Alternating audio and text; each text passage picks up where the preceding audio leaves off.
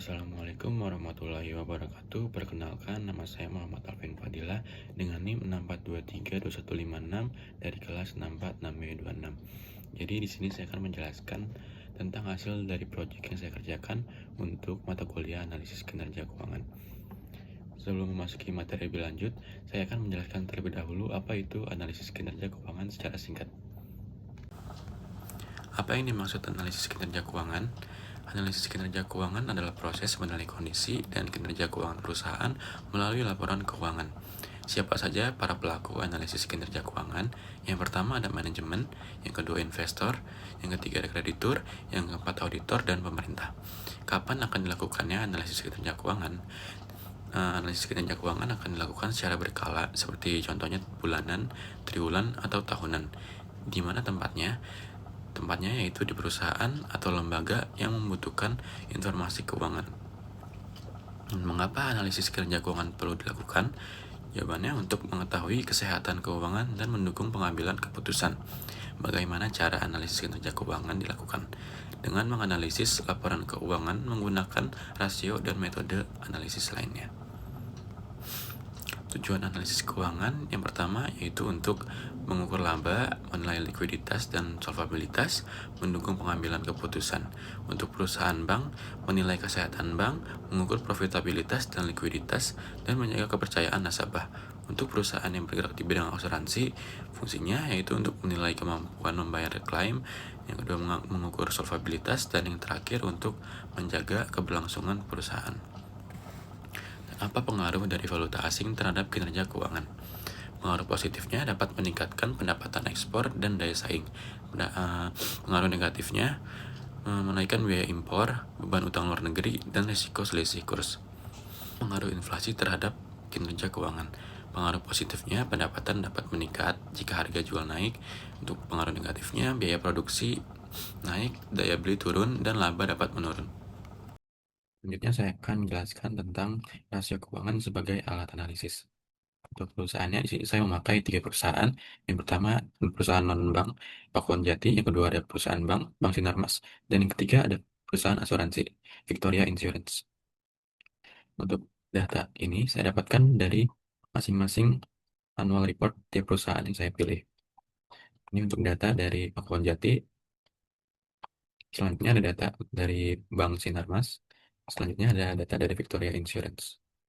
Setelah saya menginput datanya, selanjutnya saya menghitung rasio keuangan ketiga perusahaan tersebut selama 5 tahun, dari tahun 2020 hingga tahun 2024. Untuk menghitung rasio likuiditas, rumusnya itu current rasio sama dengan aset lancar dibagi liabilitas lancar untuk tahun 2020-nya 1,98. Untuk tahun selanjutnya rumusnya juga sama. Untuk selanjutnya, cara mencari rasio profitabilitas, rumusnya itu laba bersih dibagi total ekuitas dikali 100%, maka hasilnya adalah 6,36% untuk perusahaan Pakuan Jati. Untuk tahun selanjutnya rumusnya juga sama. Selanjutnya ada rasio solvabilitas. Cara menghitungnya yaitu debt equity ratio sama dengan total liabilitas dibagi total ekuitas. Hasilnya adalah 0,50 untuk perusahaan Pakuan Jati. Untuk tahun-tahun selanjutnya rumusnya juga sama. Untuk perusahaan kedua, Bank Sinarmas, rumusnya sama. Aset lancar dibagi liabilitas lancar, hasilnya 1,21 di tahun 2020. Untuk tahun selanjutnya rumusnya juga sama. Selanjutnya ada return on equity, rumusnya sama dengan laba bersih dibagi total ekuitas dikali 100. Untuk perusahaan kedua, hasilnya itu 1,96%. Untuk tahun selanjutnya rumusnya juga sama.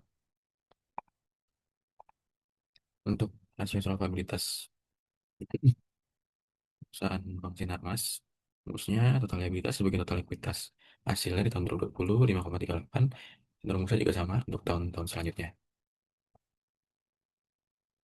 Untuk perusahaan ketiga, perusahaan asuransi, di sini hasil rasio likuiditasnya 4,76. Untuk rasio profitabilitasnya 3,37%. Dan untuk rasio solvabilitasnya 0,75. Oke, next, tabel benchmarking rasio keuangan. Untuk perusahaan yang pertama Pakuan Jati itu ada 1,98. Perusahaan yang kedua 1,21, perusahaan yang ketiga 4,76 tahun 2020 nya. Dan untuk benchmark industrinya di sini trennya naik untuk semua perusahaan. Rata-ratanya untuk perusahaan A 4,07, untuk perusahaan 1,31, perusahaan B rata-rata 1,31, untuk perusahaan C 11,84. Dan cara mencari rata-rata ini menggunakan rumus Excel sama dengan average, lalu input angka dari ujung sini sampai ujung sini, maka hasilnya akan keluar. Untuk status benchmarknya, perusahaan A itu di atas benchmark, perusahaan B di bawah benchmark, dan perusahaan C di atas benchmark.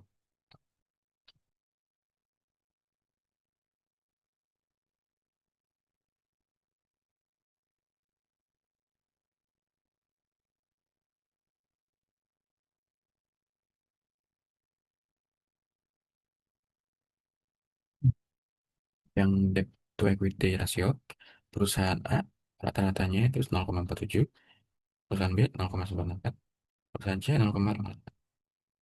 Perusahaan A di atas benchmark, perusahaan B di bawah benchmark, perusahaan C di atas benchmark. Untuk return on equity-nya, rata-rata perusahaan A 8,70%, perusahaan B 2,40%, perusahaan C 4,40%.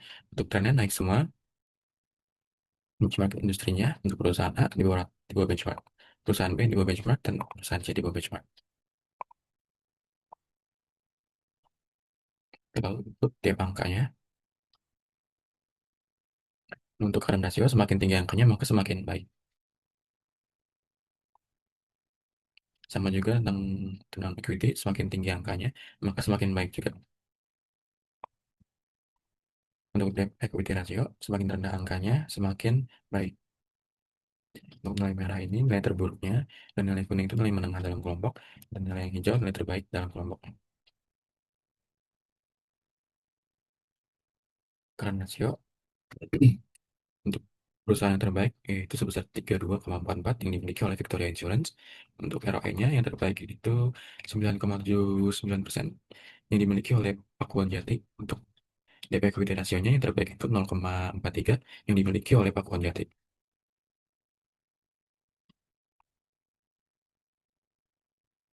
Selanjutnya, saya akan membahas tentang selanjutnya saya akan membahas tentang economic value added, market value added, dan WACC dari perusahaan non-bank Pakuan Jati.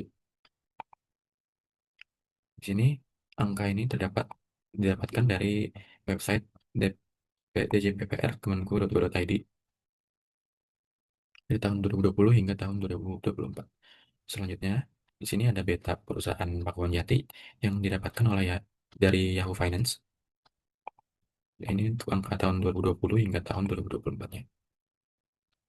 Selanjutnya, angka ini diperoleh dari asumsi standar sebesar 5%. Angka ini didapatkan dari laporan keuangan Pakuan Jati, sama juga seperti angka ini. Dan angka ini didapatkan dari PPH, Badan Indonesia, sebesar 22%.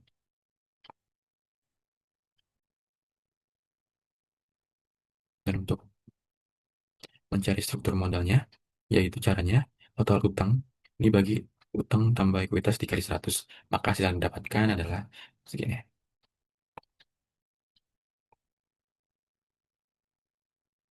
Dan untuk mencari total ekuitas rumusnya, utang ditambah ekuitas dikali 100,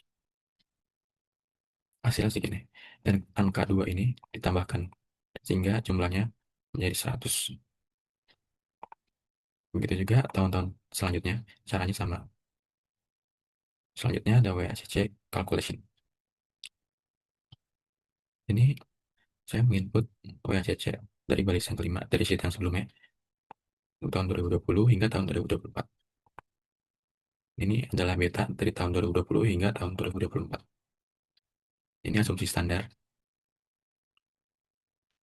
Dan selanjutnya ini rumusnya, RF ditambah beta dikali ERP. Hasilnya, untuk tahun 2020, 11,20, untuk tahun 2021, 7,93, untuk tahun 2022, 8,57, untuk tahun 2023, 8,16, tahun 2024, 8,40. Untuk cost of debt after tax, Rumusnya itu beban bunga dibagi total utang untuk tahun 2020 hasilnya 1,13. Untuk tahun selanjutnya juga sama rumusnya. Angka ini diperoleh dari tax rate dari sheet sebelumnya. Untuk mencari ini, KDA per tax dikurang tax sama dengan KDA dikali 1 dikurang tax. Hasilnya untuk tahun 2020 32,08. Untuk tahun selanjutnya rumusnya sama, hasilnya 37,59.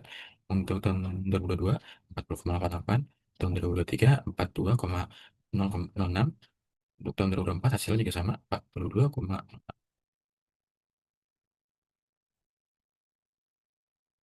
untuk WACC rumusnya itu WE dikali KE ditambah WD kali KD. Hasilnya adalah 18,19 untuk tahun 2020. Untuk rumus tahun selanjutnya juga sama. Hasil tahun 2021 17,89, tahun 2022 18,36, tahun 2023 18,44, tahun 2024 18,51. Dan selanjutnya input angka ini yang dari laporan keuangan perusahaan, lalu input juga tax rate.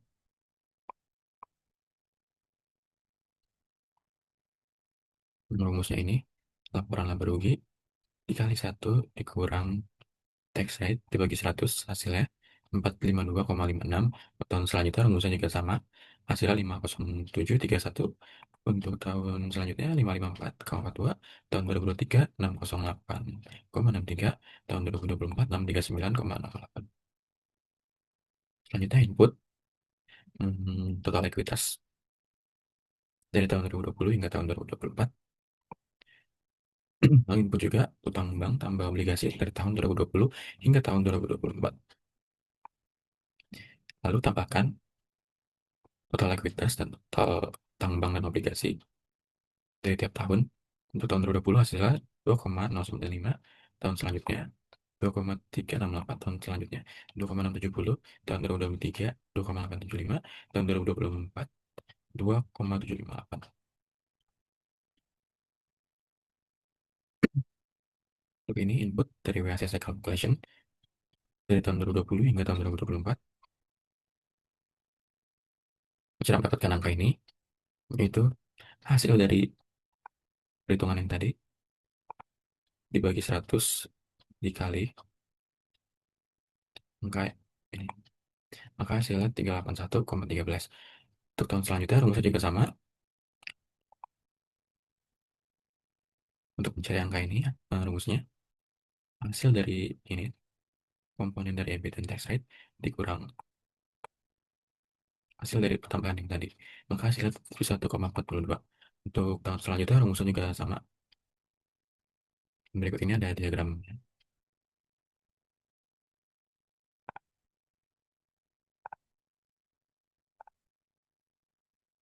Selanjutnya ada market value added. Input juga angka-angka ini dari Yahoo Finance, harga penutupan sahamnya. Terus angka ini diinput dari annual report catatan modal saham. Lalu angka ini diperoleh dari harga jual dikali jumlah harga saham dibagi 1000. Tahun selanjutnya juga sama rumusnya seperti itu.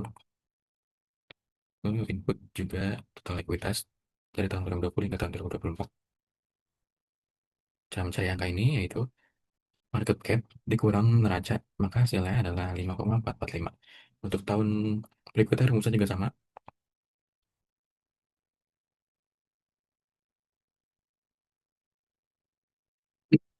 Selanjutnya ini input Pak, dari sheet sebelumnya. Dan yang ini dari sheet yang WA.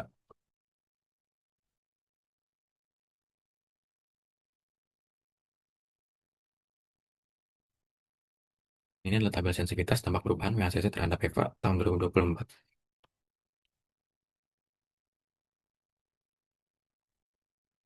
Di sini hasilnya positif semua.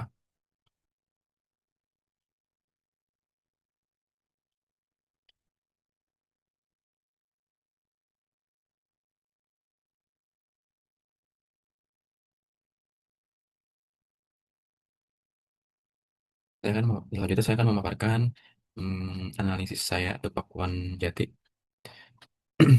Yang pertama, EVA tertinggi terjadi pada tahun 2020 sebesar minus 46,66,006,45 juta.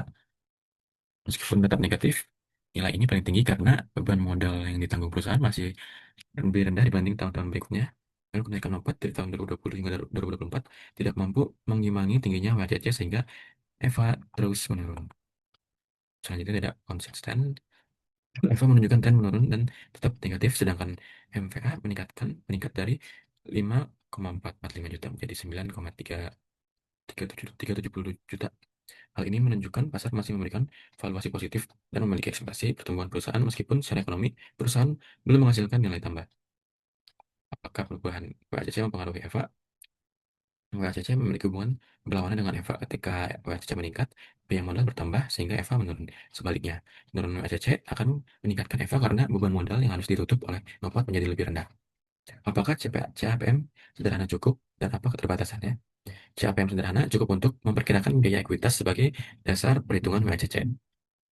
Kesimpulannya yaitu, apakah perusahaan ini menciptakan nilai bagi pemegang saham? Berdasarkan EVA yang dianalisis, perusahaan belum menciptakan nilai ekonomi karena EVA selalu negatif selama periode analisis. Namun, berdasarkan EVA, perusahaan belum menciptakan nilai ekonomi karena EVA memiliki prospek yang baik. Dengan demikian, berdasarkan MVA yang positif dan terus meningkat, pasar masih menilai perusahaan memiliki prospek yang baik.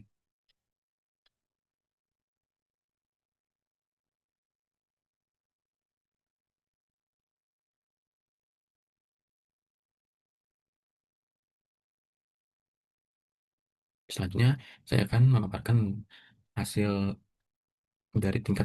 dari analisis tingkat kesehatan bank. Dan di sini saya menggunakan Bank Sinarmas. Data yang saya gunakan dari tahun 2020 hingga tahun 2024.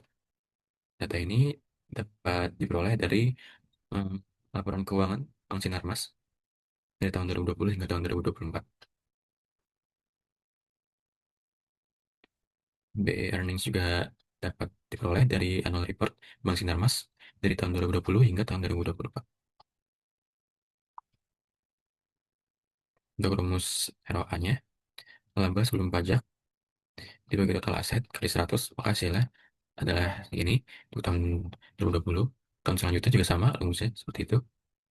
Untuk NIM ya, rumusnya pendapatan bersih dibagi aset produktif dikali 100. Tahun 2020 NIM-nya 625%. Terus selanjutnya rumusnya juga sama, seperti itu juga. Dan untuk BOPO-nya, rumusnya beban operasional dibagi beban operasional dikali 100. Hasilnya untuk tahun 2020, 9699,17%. Untuk tahun selanjutnya rumusnya sama. Untuk CAR dalam bentuk persen, rumusnya itu tier 1 tambah tier 2 dibagi ATMR dikali 100. Untuk tahun 2020 hasilnya 17,9,65%. Untuk tahun selanjutnya, rumusnya juga sama.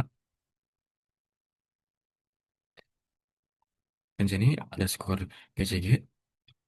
Untuk tiap tahunnya skornya adalah 2.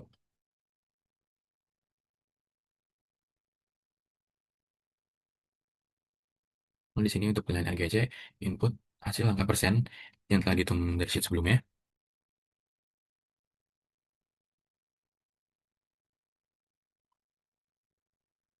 Lalu juga di input ROA, NIM, beserta BOPO dari sheet sebelumnya dari tahun 2020 hingga tahun 2024. Juga input CHR-nya dari tahun 2020 hingga 2024.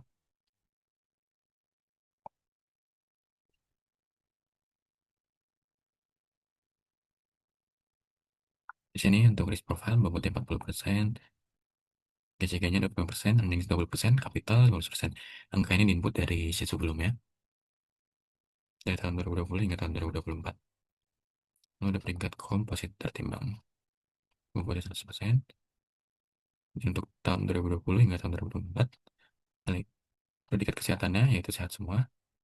Dari komposit tertimbangnya 1,92 untuk tahun 2024, tahun 2023 1,92 juga, tahun 2022 2,12, tahun 2021 1,72, untuk tahun 2020 juga 1,72. Saya ada predikatnya untuk PKA 1 sangat sehat karena nilainya di bawah 1,5. Untuk TK2 sehat, nilainya itu rentang 1,5 hingga 2,5. Kalau cukup sehat itu rentangnya 2,5 sampai 3,5. Untuk PK4, kalau kurang sehat, rentangnya itu 3,5 4 sampai 4,5. Untuk PK5 tidak sehat, rentangnya lebih dari 4,5. Risk profile ini sangat sehat. Untuk KCG-nya nilainya 2, sehat. Untuk earningsnya 3,3, cukup sehat. Untuk kapitalnya 1, sangat sehat. Jadi dengan komposit dari semua tahun, dari tahun 2020 hingga tahun 2024, predikatnya sehat semua. Jadi untuk NPL gross-nya, karena di bawah 5%, maka sehat.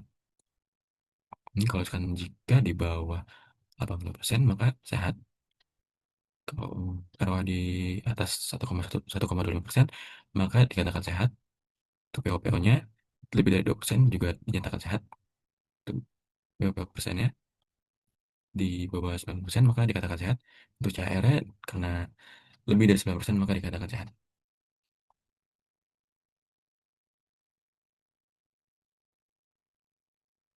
Ini kesimpulannya. Skor yang diberikan dengan salah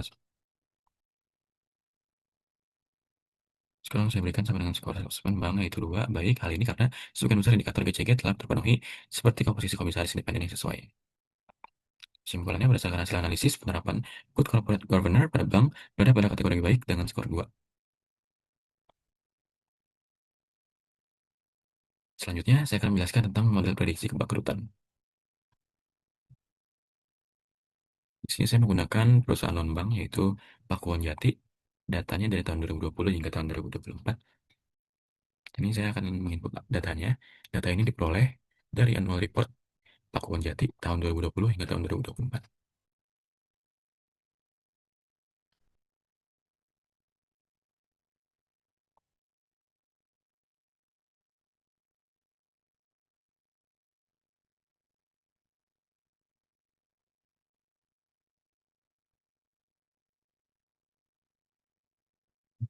Ada perhitungan variabel, ada variabel Altman dan variabel spring rate.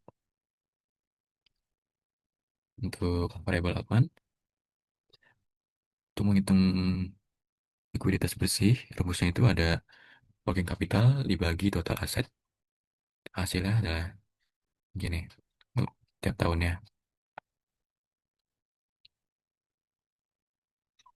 Untuk selanjutnya rumusnya itu ada retained earnings dibagi total aset, maka hasilnya adalah segini. Untuk tiap tahun rumusnya juga sama. Ini rumusnya EBIT dibagi total aset, hasilnya maka didapatkan angka segini. Untuk tiap tahunnya juga sama rumusnya. Selanjutnya ada book value of equity dibagi total liabilitas. Hasilnya adalah 2,2990 untuk tahun 2024. Untuk tahun-tahun sebelumnya, rumusnya juga sama. Seperti itu. Ini rumusnya juga sama. Market capital dibagi total aset. Hasilnya untuk tahun 2024, 0,5354. Tahun sebelumnya juga sama, rumusnya seperti itu. Dan rumusnya juga sama. EBIT dibagi total aset. Selanjutnya juga sama. EBT dibagi CL. Untuk selanjutnya, rumusnya juga sama. Sales dibagi total aset.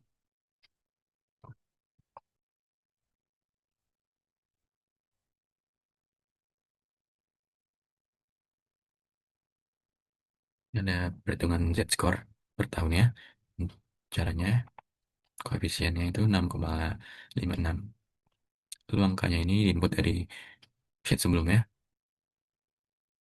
Untuk tahun 2024, nilainya aman semua. Dan tahun sebelum-sebelumnya juga nilainya aman semua.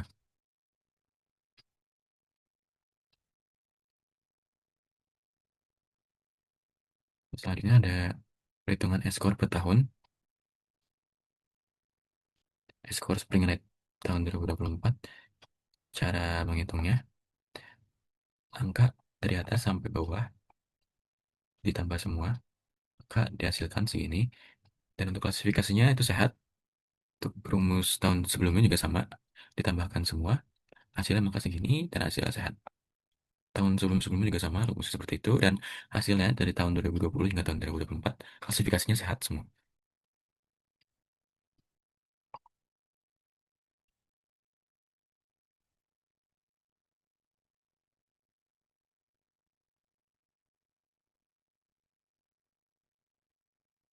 Dan sisi perbedaan, kedua model memberikan hasil yang konsisten.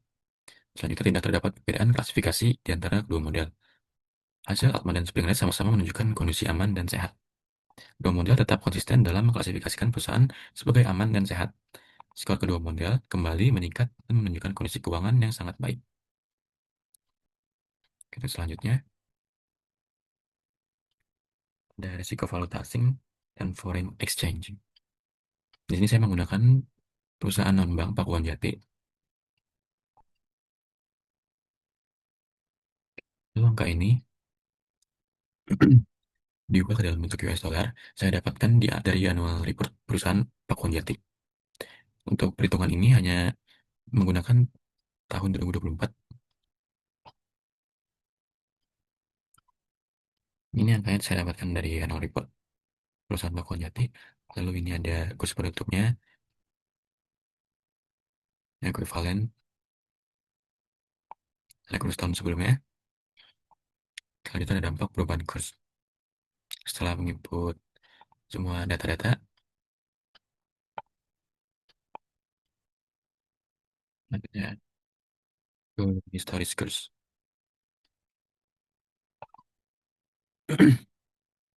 Ini ada kurs US dollar atau IDR tahun 2020 14.105, tahun 2021 14.269, tahun 2022 15.731, tahun 2023 15,46, 15,416, tahun 2024 16,129.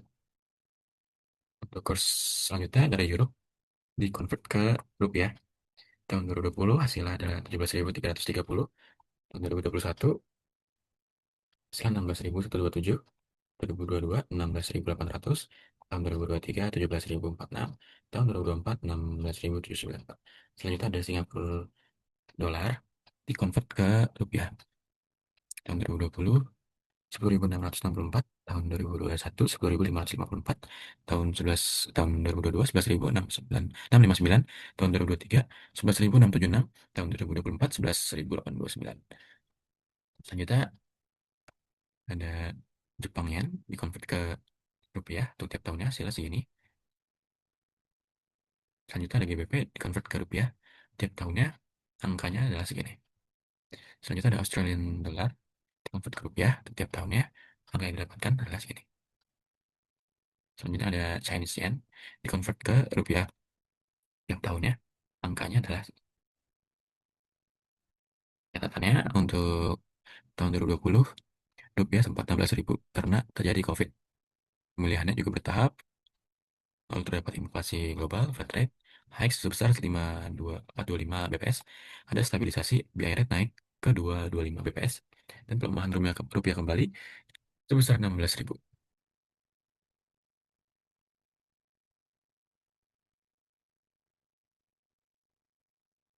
Selanjutnya ini input utang falas tahun 2020 hingga tahun 2024, input kurs akhir dari tiap tahun, kurs terakhir tahun sebelumnya, lalu input perubahan kurs, rumusnya itu kurs akhir tahun dikurang kurs akhir tahun sebelumnya, maka hasilnya adalah segini. Lalu input rugi atau laba kurs dalam bentuk M tiap tahunnya. Dan itu juga input rugi atau laba kurs audit tiap tahunnya. Terus ini ada selisih. Cara menghitungnya itu rugi atau laba kurs dikurang rugi atau laba kurs audit, hasilnya adalah ini.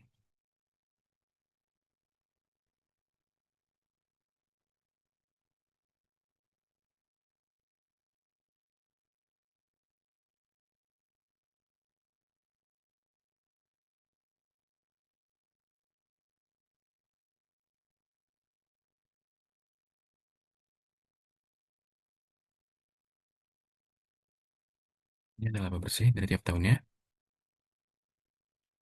Nanti total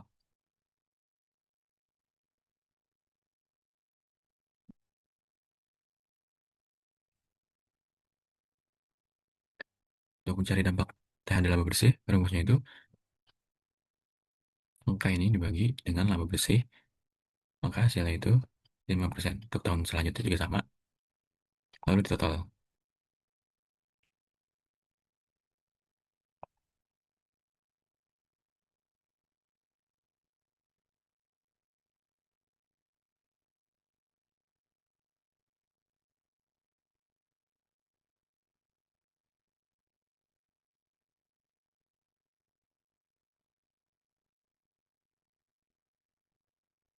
Di sini ada base case, hasilnya itu aman. Ada pesimistiknya, depresiasinya sebesar -5%. Ini harus diwaspadai statusnya. Selanjutnya ada safer, -15% untuk depresiasinya. Statusnya juga harus diwaspadai.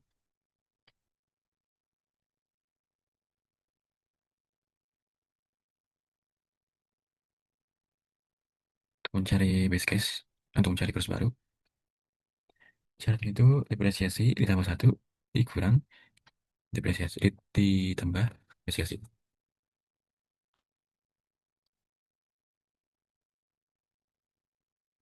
Kita ada worst case, -20, dan ini harus diwaspadai. Ada extreme case, depresiasinya sebesar -20%, perubahan labanya sebesar 1,2%, dan ini harus diwaspadai juga. Untuk mencari perubahan labanya, selisih base-nya dibagi perubahan laba. Begitu juga tahun-tahun sebelumnya.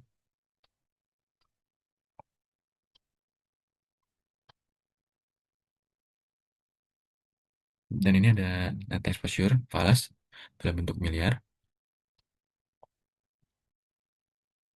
Ya, total rugi atau laba.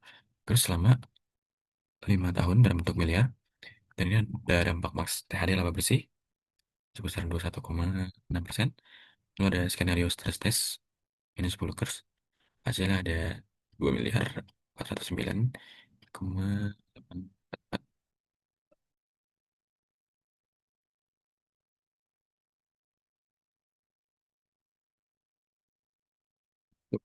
Tabel ini input kurs US dollar ke rupiah, lalu input utang falasnya dari tiap tahun, lalu input rugi laba, input laba bersih tiap tahun, dan input dampak persennya dari tiap tahun.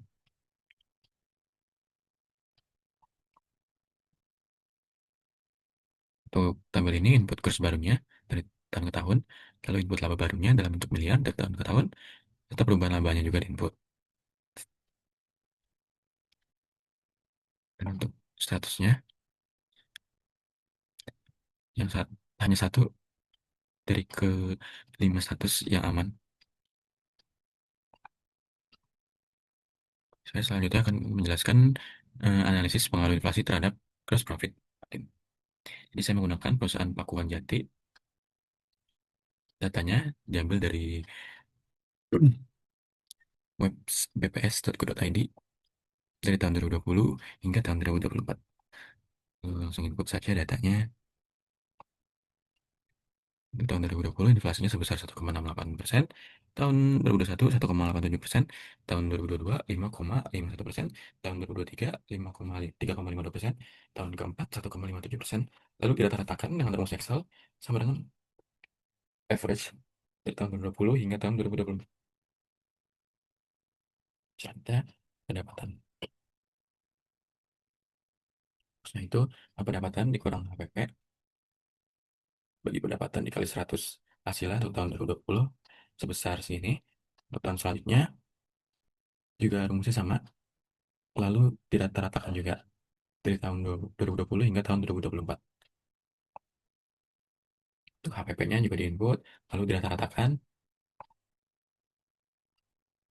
Untuk GPM-nya, pendapatan dikurang HPP dibagi pendapatan, maka hasil yang diperoleh yaitu sebesar 49,6% untuk tahun 2020-nya. Untuk tahun selanjutnya, caranya juga sama, lalu kembali dirata-ratakan di akhir.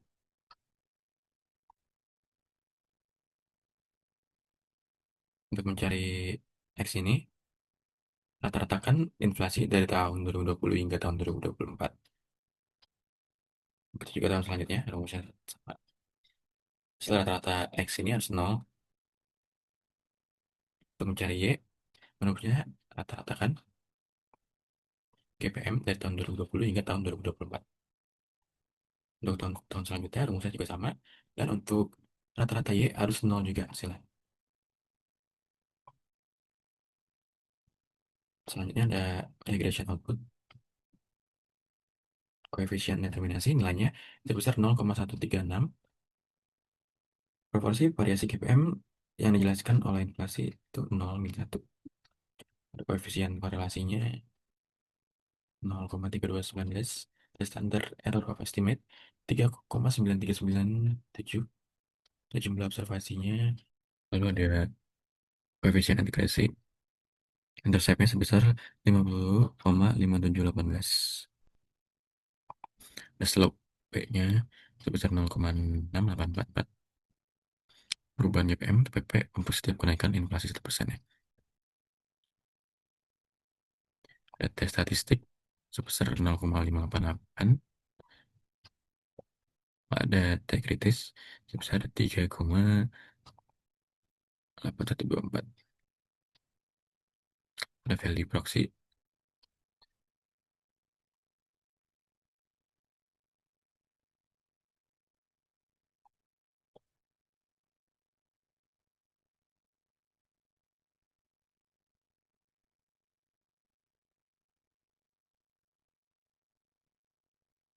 untuk mencari intercept. Ini rumusnya sama dengan intercept lalu input data regresi sebelumnya, hasilnya adalah 50,5718. Ada slope, rumusnya itu sama dengan slope data regresi dari sheet sebelumnya input, maka hasilnya 0,6844. Untuk tes statistik ini rumusnya slope lalu input dari data regresi sheet sebelumnya dibagi STIY dari data regresi sebelumnya dibagi SQRT dari data regresi sebelumnya juga. Hasil yang didapatkan adalah 0,5888. Untuk T kritis rumusnya itu ada 0,05 dikurang jumlah observasi dikurang 2, hasilnya 3,1824. Untuk p-value atau proxy, rumusnya ini sama dengan T titik dis titik 2 T ABS lalu input jumlah observasi dikurang 2, hasilnya adalah segini. Untuk F statistik, rumusnya itu sama dengan RSQ data regresi dari sheet sebelumnya dibagi 1 dikurang RSQ data regresi dari sheet sebelumnya juga dikali 5 dikurang 2, maka hasil yang didapatkan adalah 0,3467.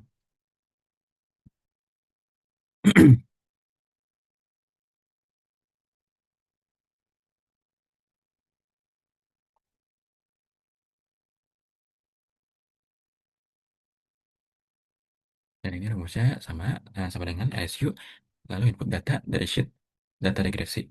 Hasil yang didapatkan itu untuk R-nya 0,1036, untuk slope hasilnya 0,6844, untuk intercept-nya 50,5718, untuk korelasinya 0,3219.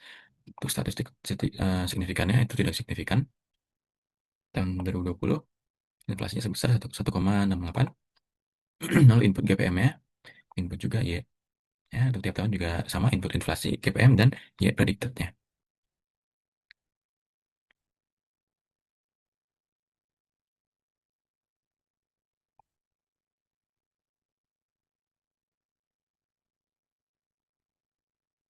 Untuk mencari selisih, rumusnya itu prediksi GPM, lalu input data dari sheet data regresi.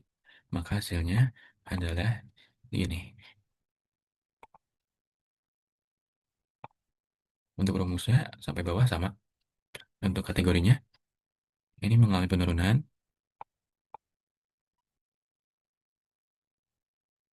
Dan tingginya stabil.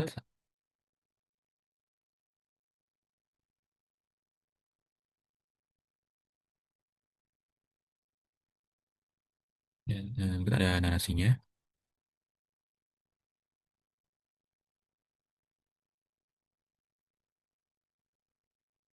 Latar belakang perusahaan, Pak Jati merupakan perusahaan sektor properti dan real estate yang bergerak pada pengembangan super blok, pusat perbelanjaan, perkantoran, hotel, dan apartemen. Metodologinya yang saya gunakan yaitu menggunakan data inflasi tahunan Indonesia yang bersumber dari BPS dan data gross profit margin yang dihitung dari laporan tahunan PT Pakuan Jati periode 2020 hingga 2024. Temuan utamanya nilai R sebesar 0,1036 menunjukkan bahwa inflasi hanya menjelaskan sekitar 10,36% variasi GPM. Untuk selanjutnya, interpretasi ekonominya, hal ini menunjukkan bahwa PT Pakuan Jati memiliki kemampuan pass-through harga yang cukup baik sehingga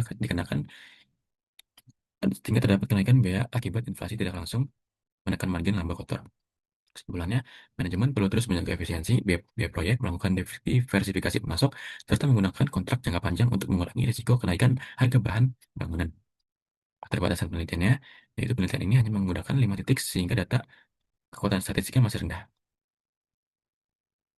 Sekian pemaparan materi yang saya berikan. Kurang lebihnya mohon maaf. Wassalamualaikum warahmatullahi wabarakatuh.